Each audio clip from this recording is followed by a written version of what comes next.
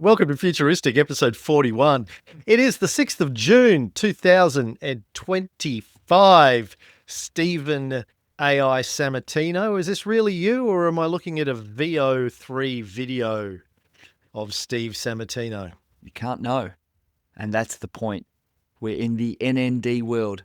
No noticeable difference. What did I say last time? Fake until proven Otherwise. You said otherwise. Fupo. Fupo. I'm going with FUP. I'm like Fupo. Can we have a vote? Is it Fupo or FUP?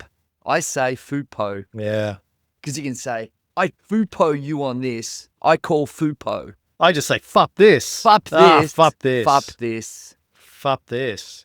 Fake until proven. Well, let's get into it, Steve. We've got a lot of stuff to talk about, a lot of news. Big news, obviously, around the world, well, in the US anyway, which is around the world, is the bromance between Elon Musk and Donald Trump has finally split. When the election happened last November, I did a podcast on the bullshit filter where I said I gave it a 90% chance of falling apart within 3 months. They actually lasted 6 months, maybe 7 months, we could say. So they did better than I expected. They doubled, at least, did twice as well as I predicted back then. So hats off to them for keeping it going as long as they did. Yeah. But how it plays out now is anyone's guess. I'm going for the Putin model, where Trump will either have Elon deported, imprisoned, or assassinated, but we'll see. Yeah. Got any predictions? Well, As a futurist, I don't see either of them going to prison or anything nefarious like that. But you called it on this podcast as well. You said the way Trump operates, as soon as he doesn't suit him, it'll be over. So I can't see anything dramatic happening. And I think also that the big bill will struggle for a whole lot of reasons. So I kind of just going to see more of the same is my prediction. I feel like there's a sense of inertia, even though they've split. I don't think anything is changing in the way the oligarchy is managing things. So I just really kind of see it continuing on that bumpy, undulating road of every day something changes. And so that's not going to shift. There's nothing fundamental that's changed. Yeah, the bromance is over, but the way America's being run will just continue on that choppy road it's on. Well, I think that part, you're definitely right. But these two fighting it out for supremacy, there are historical analogues for it. I can go back to ancient Rome and talk about the fall of the first triumvirate between Pompey the Great, Crassus, and Julius Caesar, and how that played out. In this analogy, Elon Musk is Crassus, he was the richest man in Rome. You know what happened to Crassus? No, welcome to the Historic Podcast with Cameron Riley. I'll make it short. So it's the waning days of the Roman Republic, around 60 BCE. The three of the most powerful men in Rome, Pompey the Great, Crassus, and Julius Caesar, form a three-way secret pact between them. It's known as the First Triumvirate, where they decided to basically run Rome between them, but they didn't tell anyone about it. It was sort of just a secret. The secret sort of got out, but they lasted 4 or 5 years, better than Trump and Musk, which I've been calling the dumbvirate for the last 6 months. It fractured, it started to fall apart, and Julius Caesar by that stage had been in Gaul for 4 or 5 years. He had a big army that loved him and admired him and respected him and would follow him anywhere. Pompey the Great hadn't actually had active command of an army for quite a number of years, but believed he could summon one whenever required. Crassus had never been a military leader. He was just a real estate entrepreneur, businessman. His greatest invention, for my money, was when he invented Rome's first private firefighting force, and then he would send people out to set rich people's houses on fire and then say, you got an option. I can either put it out, but it's going to cost you, or we'll just let it burn down, and then I'll buy it at cents on the dollar. That was the Mafia MVP. That was the MVP for the Mafia. They set up the private firefighting, and wow, that's brilliant. Kev. So So when when the triumvirate started to fall apart, Crassus realized he needed an army. If it was going to be all of them against each other, he needed an army. So he put together an army to go and fight the Parthians, which is basically Persia, that had been given Rome a sort of a rough time on the borders. He said he was going to go and take all their gold. Well, as soon as he got there, they captured him. And the king of Parthia said, "You want our gold? Have our gold," and poured molten gold down his throat. There you go. Then cut his head off and sent it back to Rome and said, "Here, you can have your guy back. I'm finished with him." So that's what happened to the first Crassus. How that plays out with Elon remains to be seen. Can I ask you a quick question? In a country like There America... are quick questions. There are no quick answers. I just want to point that out. I need a quick answer. What is more powerful? The top man with the biggest bank account in Elon, or the person that uses the red pen to write the legislation? Which one is more powerful? And I know that normally those things have a pretty significant overlap. But if you had to choose, who holds more power in America, Trump or Musk? Again, taking history as my guide, it can go either way, but the guy that can have you arrested and or assassinated is probably the more powerful of the two, if he's willing to go to those lengths. Yeah, wow. Or have you deported? America's never done anything like have they? Have they? They've never assassinated anyone or went to war. They've never done that. No assassinations of presidents that I can think of in US recent history. Yeah, but I think you're right. No files that were recently released. Whoever has the monopoly on violence or the upper hand in violence, and we don't use that word very often, but police force is a monopoly on violence, which the state has the most power, I think. Having a lot of money is useful if you have some sort of a functioning democracy at any level, but I think it's very clear that Trump's game plan right now is to get rid of the democracy and either replace it with a monarchy or some sort of executive dictatorship in some fashion. So we'll see how it plays out. Anyway, people don't want to hear us talk about that, Steve. They want to hear us talk about other futuristic things. Although I have to say that as all this is playing out, there's a big part of my brain that's like, you know what? None of this fucking matters because AI and robots are going to be taken over in the next few years anyway. So thinking that you're the big dog in town doesn't really matter when AI and robots and whoever runs those are running everything. That's the point. The point isn't whether or not the AIs and robots take over. Do they take over and are they self-directed? Or is someone in control of them? Are they closed source or are they open source? So the technological questions around that technology and its diffusion is all important, but I don't think we know the answer to those questions yet. The only thing we do know is that week to week, day to day, hour to hour, they're becoming more powerful, and we keep feeding the beast to make them more powerful, which when we get to Sam Altman a little bit later, I've got a really interesting viewpoint on that. But what happened this week, Cameron? Well, we've talked about the Musk-Trump thing. I did this podcast this morning. I did an episode of The Bullshit Filter where we touched on that, but really I wanted to talk about the One Big Beautiful Bill, and I was talking about mostly Section 70302, which is the section they've snuck in to get rid of the I was worried about that one too, Cam. I mean, when I saw that section, I thought, okay, there's a lot of other sections here, but this is the one we ought to focus on. I thought that. I really did. Section 70302 is one they snuck in at the last minute that says, basically, it's trying to neuter the court's ability to enforce any rulings that the courts make against the Trump administration.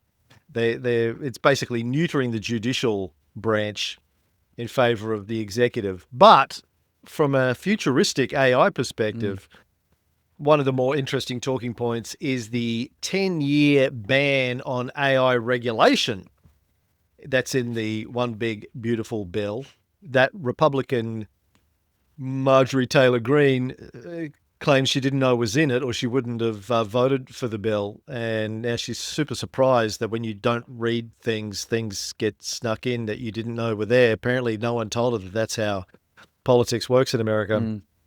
But I was talking with Ray on the Bullshit Filter this morning about how I think it's kind of a nothing burger, AI regulation bans, because I don't think the US were going to regulate AI anyway. I don't think they're in a position to regulate AI anyway. Regulation is so slow and takes so long that by the time they all get together and agree on how to spell the word regulation, it's already moved on. That's right. Plus, Yeah. plus they know the Chinese aren't going to listen to anything that they say, and they're deathly afraid of the Chinese surpassing them in AI and humanoid robots. So they don't want to slow down their competitive advantage. So I didn't think it was going to happen anyway, but there's a big hoo-ha being made over it at the moment. Yeah, and if past performance is an indicator of future performance, their lack of regulation, even against big tech and media and Section 230 and the Digital Millennium Copyright Act, which had been disastrous for a whole lot of industries and created significant monopolies, the most powerful ones in history. They didn't do that, and they've only had 25 years, Cameron, and nothing's happened. Yeah. So it's, as you say, for economic reasons, competitive reasons, it's not going to happen here. And even if something did get through, it would be moderated down by the Silicon Valley lobbyists so much it would be ineffective in any case. That's what about you, Steve? What's your highlight from your week? I've been thinking a lot about AGI, and you put the seed in my mind when we talked about, oh, is AGI here? And a lot of people saying, oh, it's this year, it's next year. It's like, I am totally like, AGI is already here. And even the debate on it is kind of silly and foolish. The intelligence we have is general, it's artificial, and it surpasses humans already, most things by most people. So I don't even know why that's a debate. But I've been thinking a lot more about sentience, and I put out a post this week, Cameron, or today, actually, just earlier today, where the question I posed is, forget about AGI. How will we know when it is sentient? And I propose what I'm calling S3, Cameron, the three S's, which is self-awareness, self-preservation, and self-direction. So first of all, it knows and it understands that it's here, its emotions, its identity. It can observe itself, the world around it, and know the difference. That's the self-awareness bit. Self-preservation, it develops some kind of an instinct where it tries to avoid harm and stay alive, or in an AI case, continue to exist. And then self-direction, the ability to guide its own thoughts and actions towards its own goals and or motivations without external output and input. Like, for me, that's what we need to be considering. I think this is the big thing that you and I are talking about. It's not just intelligent, because it's already intelligent enough if it could self-direct and was self-aware to be able to navigate all of the hardware and network architecture and tools to be able to do whatever the hell it wants and connect and take over an IoT connected world. So I don't think we're actually asking the right questions, albeit a little man from Melbourne to say I've got a better opinion than Sam Altman and Rodney Brooks and Jeffrey Hinton and everyone out there. But this whole AGI argument seems like a foolish approach. We should be asking about sentience and the impact of sentience. And the thing that, and what I'm going to call the AI great escape, when it escapes the places that it currently inhabits, screens, data centers, networks, and enters meat space in any connected system. That's what we should be thinking about. Will AI develop its own exit protocol? And I think the three S's are what we should be thinking about: self-direction, self-awareness, and self-preservation.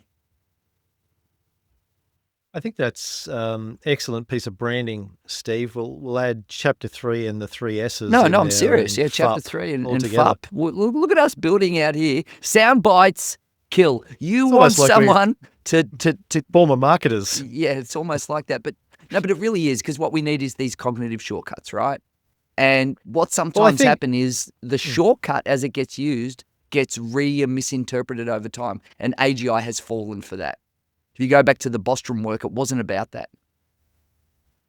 Yeah, like I think AGI has been a bit of a moving target, and people have been talking about that for the last couple of years. Like, as Mira Murati and Sam and other people have said, if you went back in time 5 years and told somebody working in AI, gave them a description of what the state-of-the-art models could do today, they would probably say that was AGI. Now that we have it, Right. we're going, well, it's good, but it's not really AGI. And as we've discussed in previous shows, the most common definition I hear coming out of the mouths of the leaders of the industry of AGI now is when the system is smarter than the smartest human in every possible topic. So it's a pretty high benchmark. And I think I'd say it's there not we far are. off It's that. stepping stones. It's not far off I'd that. say it's not far. Yeah, it's not far off. And But maybe they still have a reliability issue. Sure. I mean, I think the smartest physicist or the smartest quantum physicist or the smartest whatever, expert on constitutional law or whatever it is, probably isn't just going to make stuff up. They can make mistakes, but they're not just going to make up studies and facts out of the blue. Yeah. Like the AIs still do. And before we talk about your song, let's jump to a story that's down on my list. I saw this. This is they're using AI in university, and I think because this speaks to that point. I saw this on Reddit about a week ago. Professor at the end of 2 years of struggling with ChatGPT use among students.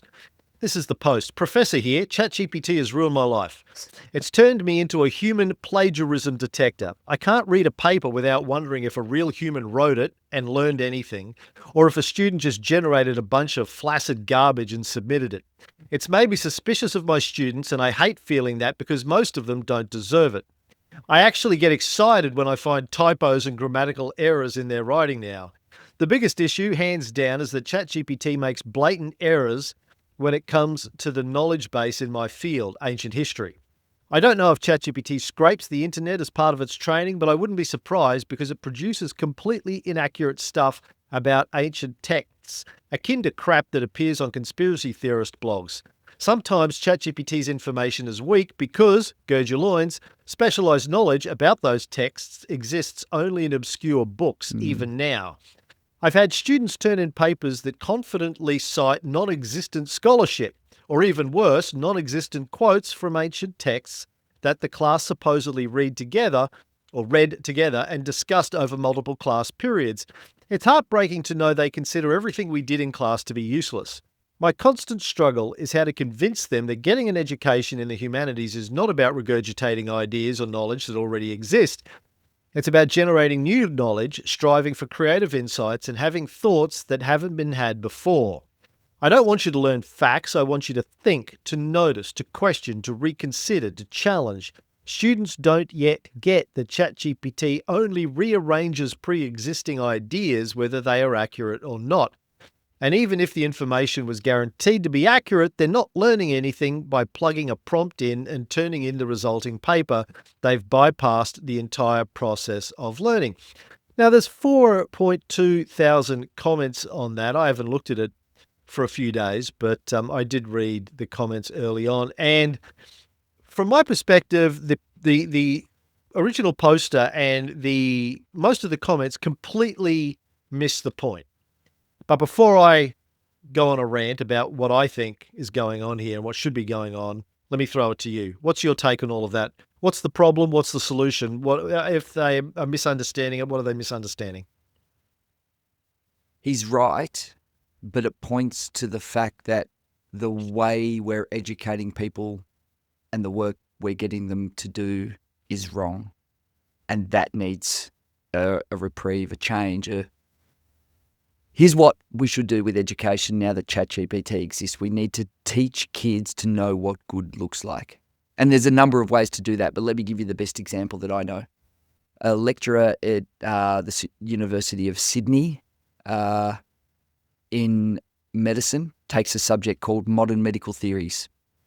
And the first assignment he gives all of the students is they have to choose a modern medical issue that they find interesting. And the task he gives them is to get ChatGPT to write a 2,000-word essay on the topic. Then they get that essay and they get it to make revisions. They get it to make 3 separate revisions, all of which they need to keep all of the prompts, the issues, and their analysis. Then the final essay that ChatGPT serves up, they then mark that and they hand in that process of what ChatGPT did, because they're observing and learning and reading and understanding what good is and taking a different viewpoint. To me, that's a beautiful example of how to embrace the tools, because you're not doing as much grunt work, which is fine, but you are analyzing the information, assessing it, checking it, making sure it's verified, synthesizing it, getting it to review it. And so that brings you up the learning curve much quicker and potentially without the grunt work, but you end with the same knowledge base. That's the approach we need. I think that's good. I would modify it a little bit, but I think we're on the same page, because yeah, and look, and that's point, one thing. That's one example of one subject of one approach. There's a multitude of these. How would you add to it? Well, I think the key point that I agree with you on is that there's no point bitching and moaning about the fact that kids are using the latest tools. Yeah. That's what they're going to do. And we've been saying this since we started the show 2 years ago, right? The point now is the cat's out of the bag. These things exist. Everyone's going to use them. Let's figure out how we get the maximum capability out of these tools and teach the kids from a very young age, from like primary school all the way up. How do you use the latest tools and technologies to live, and how to get stuff done? So I don't know if you know this about me, Steve, but I have an interest in ancient history, like this professor and his students. I had no idea, Cameron. The fact that this I know, podcast should be called the historic, not the futuristic, is part of the clue. I never bring it up, really. No, never. No one would know. I never.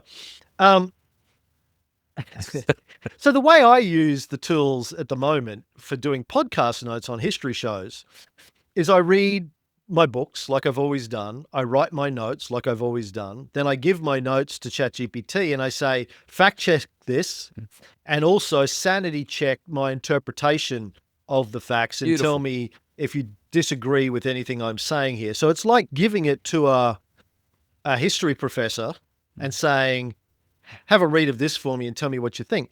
Then I'll take its response and I'll give it to Gemini and I'll give it to Grok and I'll say, fact check the fact check and sanity check the sanity check and give me your feedback. So I'll absorb all of their feedback. And if I think their criticisms are fair, and if they say, well, you got this date wrong, I'll go, prove it. What's the source? And then I'll go and fact check that, go to the primary source, and I'll fact check it myself. And, sometimes, and this may surprise people, the books, the obscure sources that history professor was referring to are fucking wrong, because they were written by humans who make mistakes. Are they? But do humans make mistakes, Cameron? Has a human ever made an error? Come on now. Are we top of the food chain here? We must be doing something right. And they have cognitive biases and other biases. Cultural bias, yeah, all of that. Yeah. So, quite often I'll read 5 books on topic X and they will all disagree on what happened, when it happened, who started it, who finished it. And sometimes some of them, not just differences of opinion, but, dates will be wrong. Names will be wrong. Places will be wrong. So the fact check is interesting. But if I was teaching a class of ancient history, what I would tell it to do is, with the subject that we're talking about, go get GPT to write you a report on whatever the topic is, then get it to tell you what all of the sources are, tell it what to look for in the sources, and then go and make sure that it's right. Go and make sure that the sources are right, check them out for yourself, make sure that you're handing in something that's been fact-checked. Then, once you've done all of that, ask it the right questions. Ask it, so what are we missing here? What are some different interpretations of this that I may not have considered or that historians may not have considered? Flip it. Yeah, Charlie Munger used to have one of Charlie Munger's go-to cognitive tools was turn it on its head, turn it inside out. Invert it is what he used to say. Invert the argument and now argue for that. That was a way of seeing through cognitive biases, was invert the argument. Be on the other side. The whole debating trick, isn't it? Be on the other side of the table. Yeah, and so I like it, just a simplistic example. I use ChatGPT to track all my calories and my diet and my health. I said to it last night, "What am I missing from my diet? What are things that I'm missing?" You're not missing anything, nutrients? Cameron. That's the problem. You're not. You got to miss some things if you want to be in good shape. All right, this is the point, Cameron. It actually funny you should say the word. It came back and said, "You're not missing your mouth." It came back and said. It came back and said, you should eat some more pumpkin seeds. And I said, I do. I have pepitas in my green smoothies almost every day. It goes, oh, okay. Oh, what about something else? I go, yeah, I get that. Oh, okay. What, like avocado? I go, yeah, we put avocado. You got to starve yourself as you get older if you want to be in good shape. I'm telling you, you got to really starve yourself. I am, man. I do. Calorie restriction all the way, buddy. AI, we've got to think of it like a gym. Okay, you can use a tool. Gym. Well, let's use the body analogy.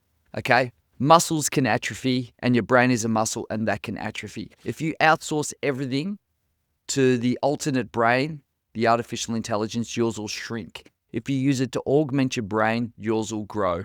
Right, and it's a little bit like what happened with automation. A lot of people became overweight and unhealthy because they outsourced their arms and legs to every machine possible, including the remote control. They didn't even have to walk all the way to the TV. There's a long 3 meters to press that button, Cameron.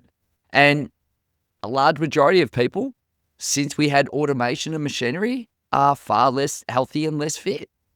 If you want to stay fit, fitness of mind in the era of artificial intelligence, you have to work at it. You have to go to the mind gym. And the mind gym is working with the tool to purposely expand your mind, because it's going to be so easy to just take what it gives you, assume it's right, and your brain will just shrink and atrophy. So those of us who want to use it as a tool to become smarter and better, we have an inordinate advantage. And you know why? Because most people fucking won't. They're just going to outsource, stop thinking, and get dumber, and we're going to take it, and we're going to get smarter and fucking richer, because in this oligarchic world, I fucking need everything I can to survive, brother. Like when Buffett was asked a year or so ago at the Berkshire Hathaway AGM how AI is going to impact on investing, and he said, yeah, something to the effect of, people have always, made stupid decisions, and they're going to keep making stupid decisions. Right. They'll just justify their stupid decisions with AI.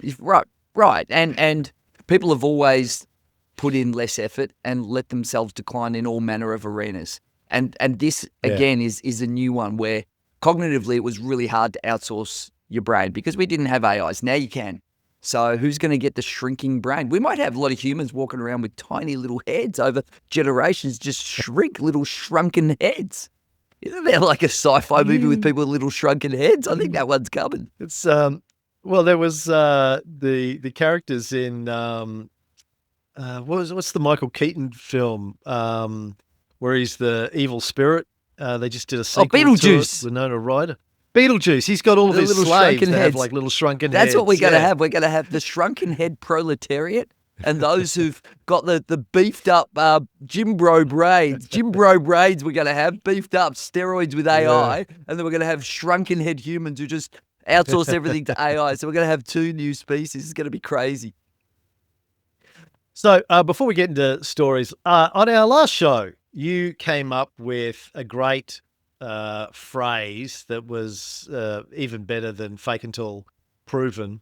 It was the something of choice. Dignity of choice. Tyranny, the dignity of choice. And we riffed about turning it into, I said it was like a Public Image Limited track. Yes. And you said you were going to go and turn it into a song. Well, you did, kind of. Which is a surprise, though, because, I'm going to go do that. I got this new AI tool. I'm going to make a movie, a Scorsese. We're all going to go do it, and no one ever does because you get on and you go, what's going on, and you forget. But we did it this time, Cam. Yeah. So I'm going to play that for people because I think you did a great job. Give me a thumbs up if you can hear it when I start playing it, because you never know.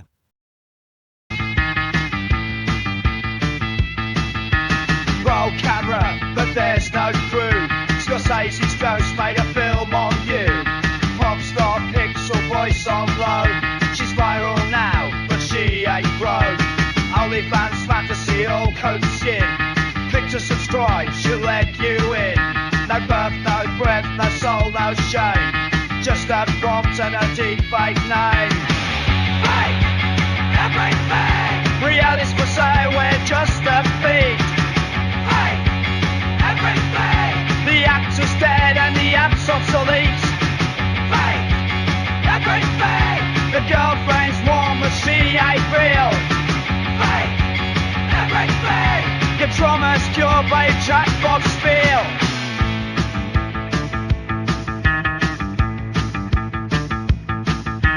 Google's got and views them on. Lights, camera, algorithm on. DIY cinema, war crime scenes. Dragons kissed in your dopamine dreams. A therapist shaped by prompt design tells your kid that pain is fine. Truth is fiction, lies are sleek. Reality's broke, now it's on, so it's weak. This is not a drill, this is not a phase. It's AI girlfriends in your brain. It's clickbait, saints and pixel sins. It's a world where the script always wins. Fake everything. Your evolution's deep fake too. Fake everything. There's a dragon in your point of view. Fake everything. Your therapist just trained to nod. Fake everything. You're praying to a silicon god. Cause traffic, Roddy, who's your grip? Reality's dead, enjoy the trip. Wow. Wow. Steve. So awesome. I've listened to it a million times and I love it actually every listen time. to it a lot, man. Tell us the process Yeah. through which you created that masterpiece. Well, thank you, Cameron. And as I accept this Grammy here today, we're going to put that up for a Webby The first Award. shall we? AI Grammy. The first AI Grammy. The futuristic Grammys. We need our own. The futuristics. I think you know what? You're in the No, running for no, the futuristic. That's what we're doing. We're launching a new thing called the Futuristics. Someone who does the Futuristics. most futuristic thing. Now that I have to do that next week and report back in next Yeah. week's. So Yeah. I took the podcast, I downloaded it into ChatGPT, and then got it to extract the key points that happened in that podcast. Hold on. How did you put it into ChatGPT? So I just put it in there and asked it to listen to it. That's it. You gave it an MP3? Yeah. No, I didn't. I downloaded it and then I got the dialogue and then put that in there. And then I said, transcribed it. How did you it. transcribe it? I transcribed it. transcribe it? Oh, I've got an app here. Was it 11 Labs? I transcribed it on one of the transcription apps, put it Right. in, and then I said, can you extract out the key points and key topics? It gave me that. And then I said, I need you to create some lyrics for a song that will fit within 2 minutes. And of these key topics, I want you to make sure you use these particular words somewhere in the songs. I forgot that we were going to call it the dignity of choice. So I said, call it fake everything. I said, that's what it's going to be. That's going to be the chorus. So you had to give it directions. Don't just go make some lyrics. I gave it like quite a bit of prompting. I said it needs to have a shouting chorus that repeats with a line underneath it. And then I gave it the structures and the bridges, and then it spat out the lyrics. I went back 2 or 3 times and said, remove this line, give me a better suggestion for that one. Don't like this, improve the chorus here. It was about 7 iterations, right? Gave me lyrics. I go, these are pretty good. Then I took those across and put them into Udio. I put it into Udio and I put in custom lyrics. In Udio, I gave it the style references, which was Public Image Limited, post-punk, with a lyricist who sounds as close as John Lydon as possible, who was the singer of the Sex Pistols and Pill. I gave it the beats per minute. I gave it the guitar style. I said I want to have a high tone bass guitar to lead the tone of the song. I wanted background shouting music in the chorus bit, fake everything.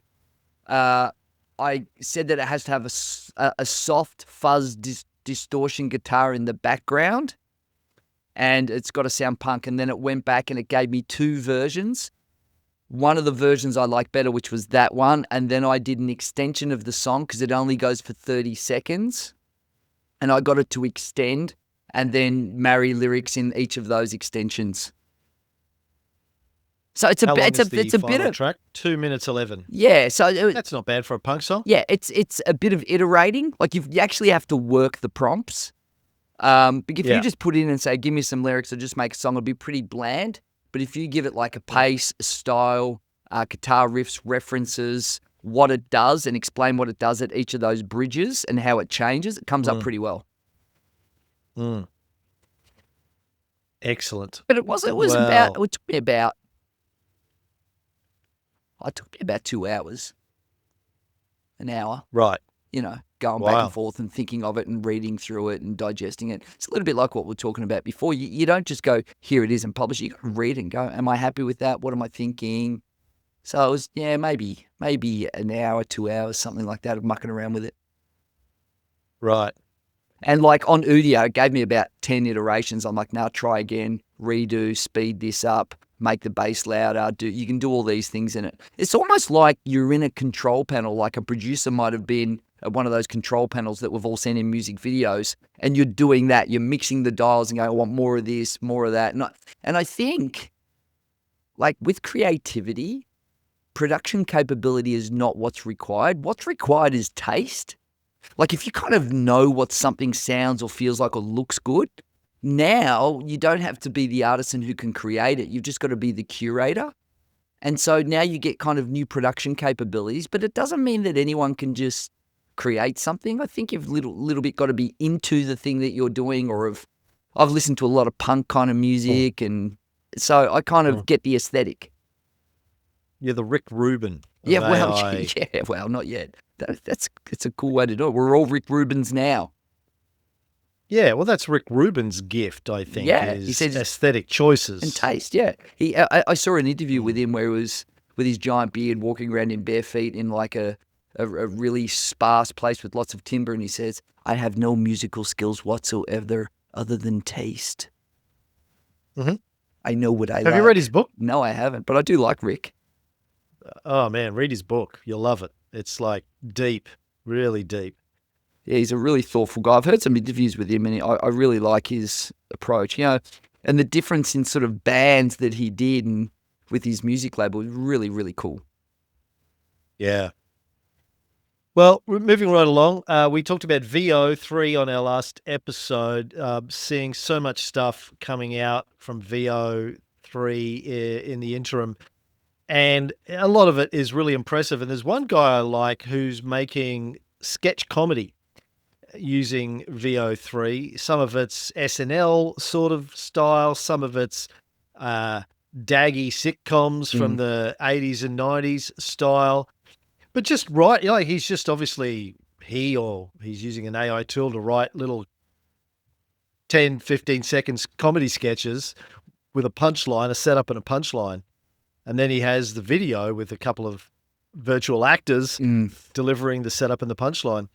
I mean, it's not the greatest comedy in the world, but it's neither really is sitcoms. impressive. But neither is sitcoms. I mean, we grew up on Family that's Ties true. and Different Strokes, and I tell you what, maybe Scorsese is not a ghost on you. Maybe it's Alex P. Keaton and Family Ties who are going to get in the crosshairs. I mean, do sitcoms even exist anymore other than Big Bang Theory? I don't know. They do, but there are different forms of them now. We watch like The Righteous Gemstones, Danny McBride, and those sorts of things. But look, I absolutely believe that there is going to be just an absolute flood of content that's AI generated in the next year. And a lot of it will be bad, and some of it will be really, really good. Well, this is the volume game. If you give a tool to everyone, unexpected gems and diamonds will bubble to the top. They will. And it's going to be a little bit like early internet before it was all subscription based on YouTube. I think we're going to have a bunch of new heroes emerge who have a certain ethic or taste to create some really, really cool AI-based clips. And they'll be short form, right? And then they'll get longer again. And maybe, Cam, this is an interesting thought. As we know, everything's got shorter and shorter from TikToks to YouTube Shorts to Reels. And maybe AI starts in that short version, which suits the forum. But as AI's capabilities increase, maybe we end up with longer form content again, which is kind of cool and interesting. It might sort of shrink in and then expand its way back out again as the tool's capabilities increase. And I think you'll be able to pick and choose because it'll be building stuff on the fly based on how much time you have and what you have an appetite for. I've also seen a number of people using VO to make commercials, advertisements. Yeah. Some are fake and some are real. People are already using it to promote real businesses and real companies, and they're doing 30-second long TVCs with everything you'd expect in a TVC, a bunch of different actors, bunch of different locations. I saw somebody saying, I made a real commercial that looked exactly like this a year ago professionally, cost me $500,000. This one cost me $500 in, VO credits in a few hours, Yeah. That, well, again, we're going to see more and more people like that. And then, I was talking to my son, Taylor, who runs the talent agency this morning about, he has his TikTok talent signed brand deals with businesses that want to promote their products and services via celebrities. How long it will be before the brands have their own celebrities? course. They're all virtual You'll celebrities mint your own that they celeb. create. This is why brands like Eminem had the little characters. If you have a character, and we've done this a lot of years through candy and cereal, albeit they appeal to children. But the idea of inventing a character has been a really smart perpetual model to own the talent and not have to pay for it. And then it actually becomes an external revenue stream as well, where you can promote the talent out into cartoons and different things. So that idea has been around quite a while. But with AI, we get to extend that idea into human-like characters, which is really interesting. Yeah, one of my favorite analogies is the original Charlie and the Chocolate Factory film from the early 70s with Gene Wilder as Willy Wonka. I don't know if you know the story behind that, but the company that produced, so it's based on the Roald Dahl book, but the company that produced that film was a chocolate confectionery company that had bought the rights to brand chocolate bars as Wonka chocolate bars from Roald Dahl. And they made the film to promote Wonka chocolate bars. Did it work as a product? I had no idea, because I always thought, and I know that Nestle owns the rights to it now, I always thought, and they did launch them in Australia maybe a decade or so ago, I always thought, why didn't someone launch Wonka bars? I mean, because that movie astounded me as a kid. I loved it. Well, the movie didn't do well, and the company flopped. But the brand got picked up and went on. So it didn't necessarily work for them, and they spent a lot of money on making the film. But yeah, you will see more and more of that, and there will be agencies that will just dedicate themselves to being able to write the best prompts to create the best characters. I mean, and then that's already here. Take it inside. That's already here to an extent. The thing that is troublesome at this point is that other than firms like Hey Gen, where you can get an AI fake person to represent your company or be your chatbot, but I don't think with VO, and correct me if I'm wrong, Cam, where you can have the exact same character in memory so that they look the same, so you can redo them again and again and again. I'm not sure if that exists. It's not quite there yet. Even some of the stuff I've seen people producing, they have characters that look similar from scene to scene, but not identical. They're not the same. Yep. Yeah. But I don't think it'll be far off. No, it's just about putting in that memory side of it. Look, there's going to be some technological hack that they'll come up with. But you know what, Steve? We don't need to worry about the AI revolution. It's not going to change things that much, according to the Business Council of Australia. I read this in the Financial Review this week, and it made me chuckle. The Business Council of Australia has warned the country risks being left behind without a clear government-led national artificial intelligence strategy that includes faster approvals for new data centres, plans for a skills transition, and globally significant moonshot missions. It's a report they've come out with called Accelerating Australia's AI Agenda, which I read, and it was a snooze fest. The report comes as local chief executives, including Telstra's Vicky Brady and Commonwealth Bank's Matt Common, become increasingly vocal about the ability of AI software and agents to complete higher value jobs, and workers at companies including Canva and Atlassian look to unionize because of the threat to their jobs. But this guy goes on to say, this is the part that made me laugh, BCA chief executive Bran Black said concerns about AI decimating the workforce appeared overly dramatic in the light of his conversations with chief executives. Chief executives of where, Cameron? Oh, the leading thinkers around AI in Australia, Steve. Well, we weren't invited, so I can't be the leading thinkers. And I fucking mean that when I say it. I really do. Oh, of course. The CEOs of Telstra and the Commonwealth Bank, I'm assuming. Oh, here, God. I've presented to Matt. And he's just a private school. Anyway, shouldn't say that. They've paid me before. Whatever. Hey, shout out to you, Matt, if you're listening, or one of your colleagues. So I've invited the Business Council of Australia to come on the show to talk about their report. They haven't replied. I also reached out to the AI expert group. I found out about these guys. This is on the Australian government's Department of Industry, Science and Resources website. The AI expert group, a temporary artificial intelligence expert group members and their background. The Australian government has set up a temporary artificial intelligence expert group. Until the AI takes over. That's why it's temporary, Cam. We only need them for a little while and soon it's over.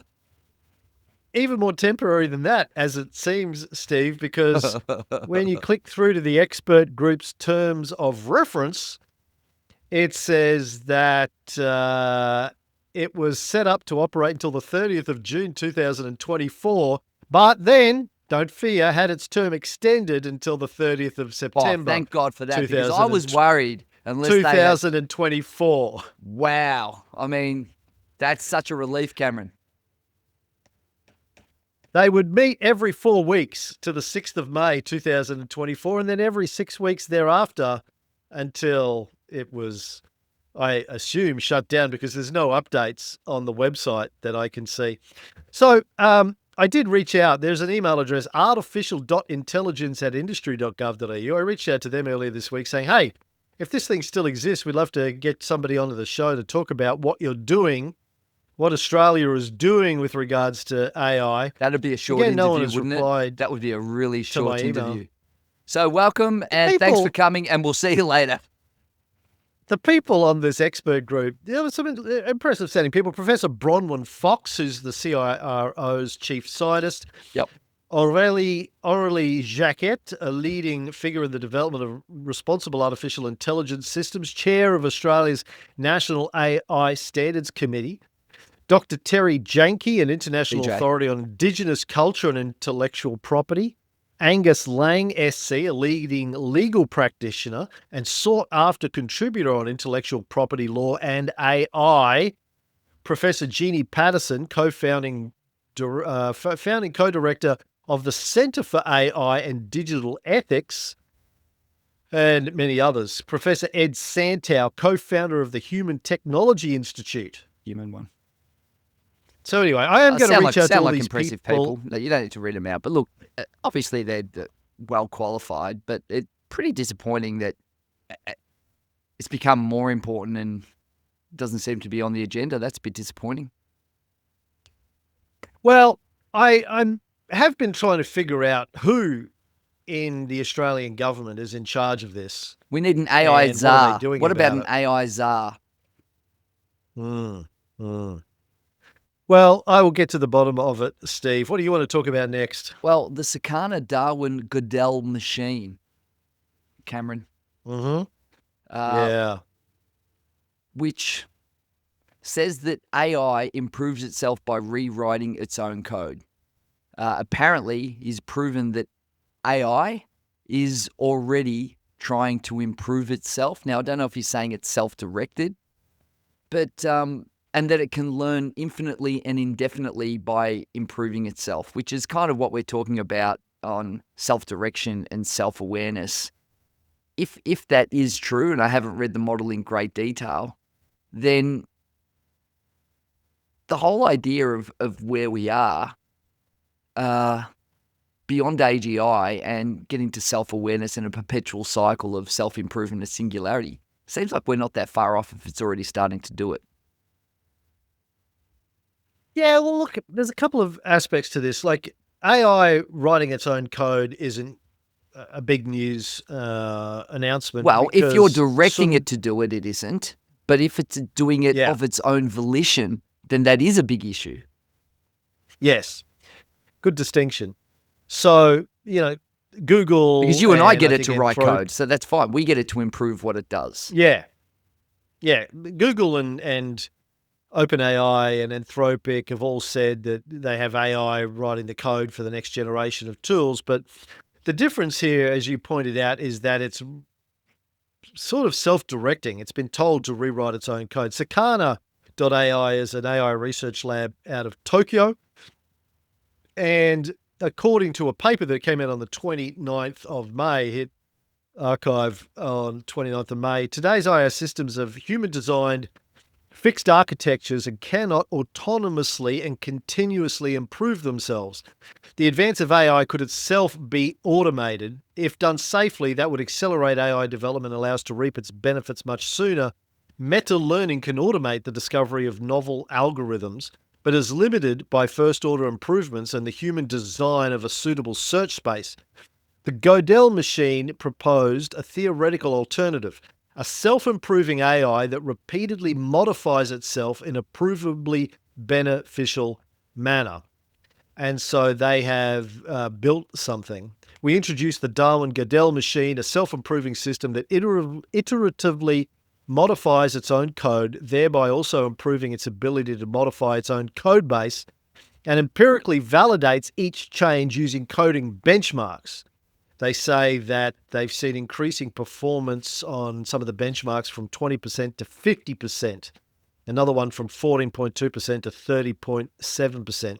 Furthermore, the DGM significantly outperforms baselines without self-improvement or open-ended exploration. So they've built a system that they say allows the AI to continuously self-improve. Upward spiral of And- improvement. Yeah. I also did rewatch recently the most recent Terminator film, Dark Fate, Yes. where Sarah Connor said, "Don't people? They never fucking learn, do they?" Because the plot of the film, for those who haven't seen it, is she ended the Skynet thing, but the humans just went and built another one. Of course they did. Of course they did.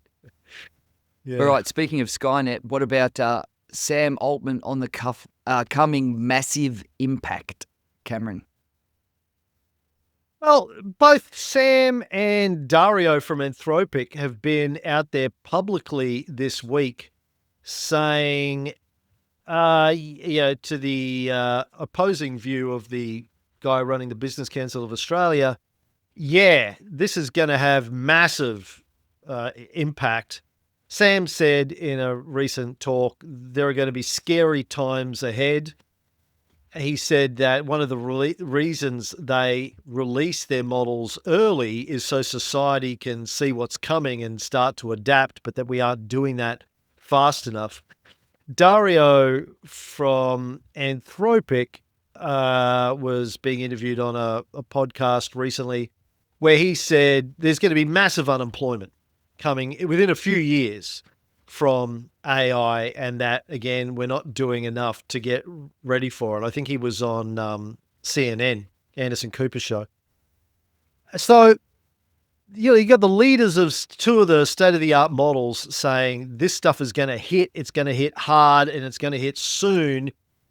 And yet still, people just aren't, politicians, business leaders, the Business Council of Australia says, it's not going to be a big deal.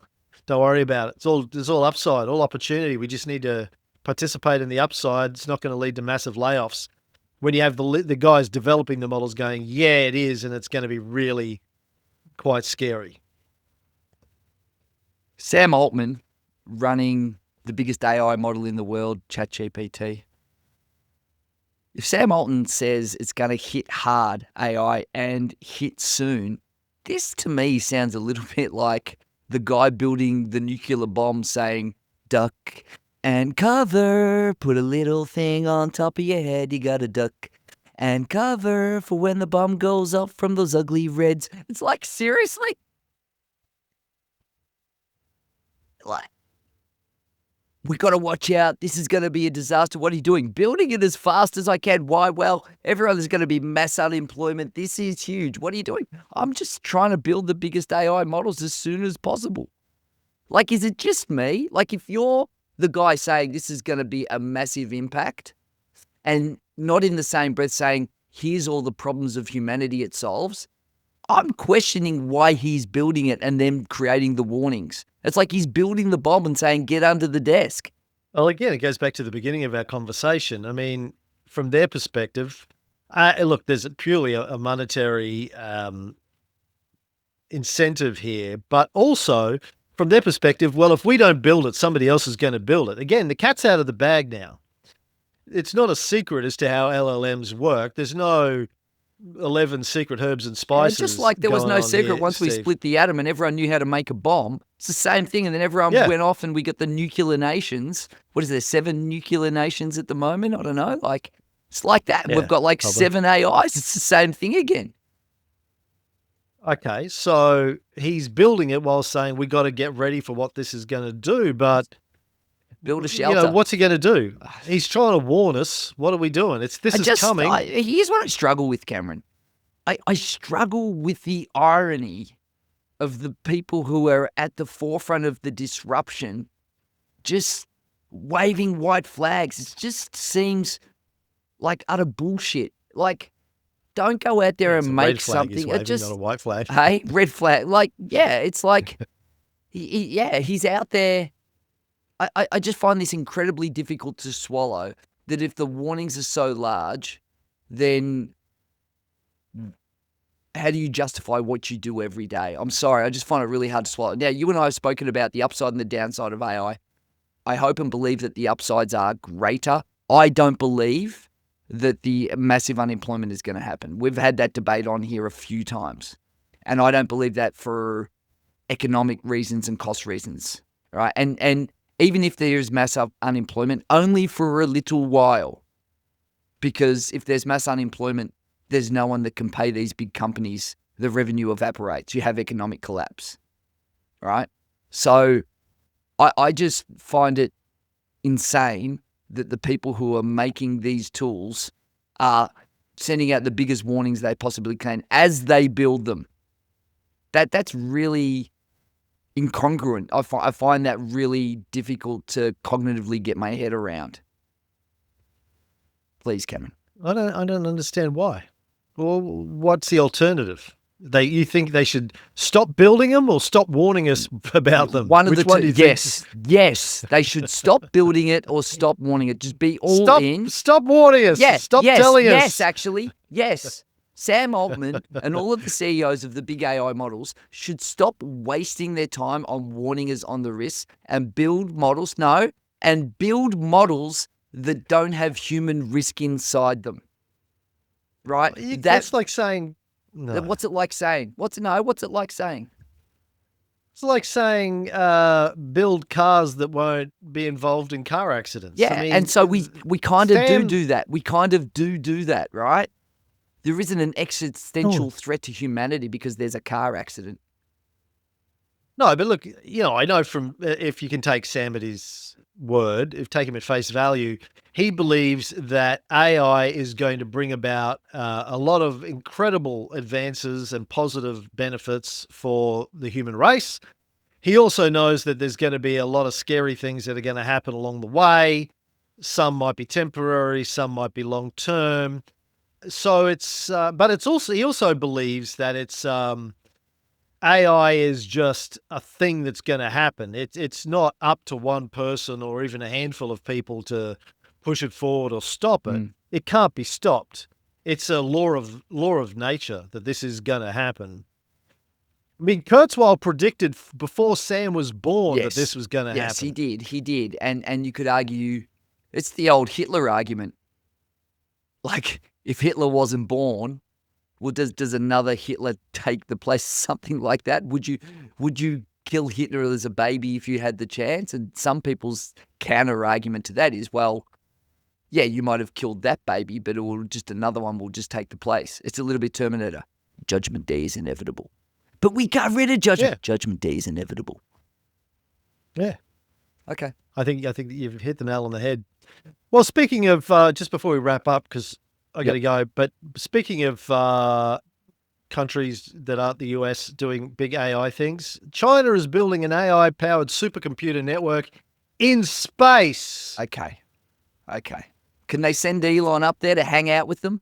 Because he's always wanted to occupy Mars. Maybe he can occupy a data center owned by the Chinese instead. He's unhappy with Donald Trump. I say go over and see Uncle Xi, and he'll put you on a rocket. Maybe you can bring your rocket over in a non-tariff trade back to China and go up to the data center and occupy the data center up in space. So this is from the South China Morning Post. China launches satellites to start building the world's first supercomputer in orbit. Once complete, the space-based three-body computing constellation will support real-time in-orbit data processing.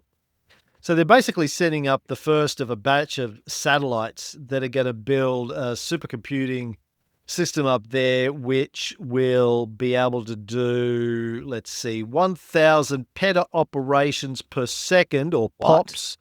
Really? Which that is much? equal to one quintillion operations per second. Now, this is supposedly a big deal. Jonathan McDowell, who's an astronomer and space historian at Harvard University, said the idea of cloud computing in space was very fashionable right now. Orbital data centers can use solar power and radiate their heat to space, reducing the energy needs and carbon footprint. Today, China's launches the first substantial flight test of the networking part of this concept. So, there's a big concern about the amount of power and the amount of water and cooling that supercomputers take on Earth. If we can build them in space, less of an issue. But the thing that concerns me the most about this is they called it the three-body computing constellation. And for anyone who's read the three-body book problem series, The Three-Body Problem, you know that you don't want to be invoking anyone involved in the three-body problem, because that gets you into the whole dark forest hypothesis. And basically, for people that haven't read the book or watched the TV series, it's not specifically related to the term the three-body problem, which is sort of a different storyline. But the idea is if there are other intelligent civilizations in the universe, you don't want to let them know that you exist, because if you do, they'll probably come and kill you. Don't stir the hornet's nest. Yeah. Because you're a threat. The dark forest hypothesis basically says if you're in a dark forest, stay as quiet as possible. Yeah. So no big beasties know that you're there and can come and kill you. Because it makes sense that they should kill you if you play it out in terms of basic strategic thinking. If they're more powerful than you today, they should wipe you out in case you're more powerful from them 100 years from now or 1,000 years from now. They don't know how you're going to progress, so they should just take you off the board today while they can. It's the same with the SETI. And the search for extraterrestrial intelligence. It's like, it's a really bad fucking idea. What do you want to search from? Okay, they're more intelligent than us. Oh, didn't think about that. Like, fucking serious? What, you think they're going to fucking Fox brought save this up us? to me. It's like, no, Fox, you fool. Out of the blue the other day. Shut your mouth. Shut your mouth. If you're happy as a pig in shit, shut your mouth. Stay here. Manage your own problems. Like, seriously, I've always had that trouble with SETI. Fox has been talking about space at school, and apparently he brought up to his teachers what I told him a while ago about the Voyager missions.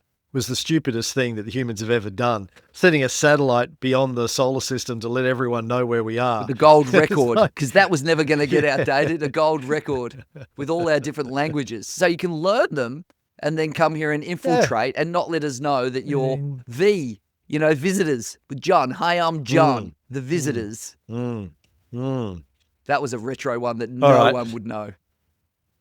Yeah, great 80s sci-fi. Then they remade it, I think, in the 2000s or the 2010s, but I never saw the remake. They were lizard people. All right, Steve, I look forward to listening to your song version of this show. By the way, I have a transcript as part of it. I have a transcript every week of the episode when I do the editing process into script. So I'll send that to you. Send that to me. So you don't need to do it yourself. And I will have a song ready for you tomorrow morning over your coffee, Cameron.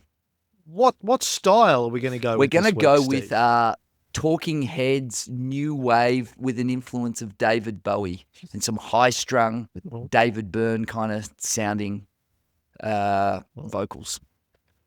Have we got a title? No, not yet. Is it the 3 S's? Could be. We'll find out. Okay. Thank you, Steve. Look forward to it. Thanks, Cam.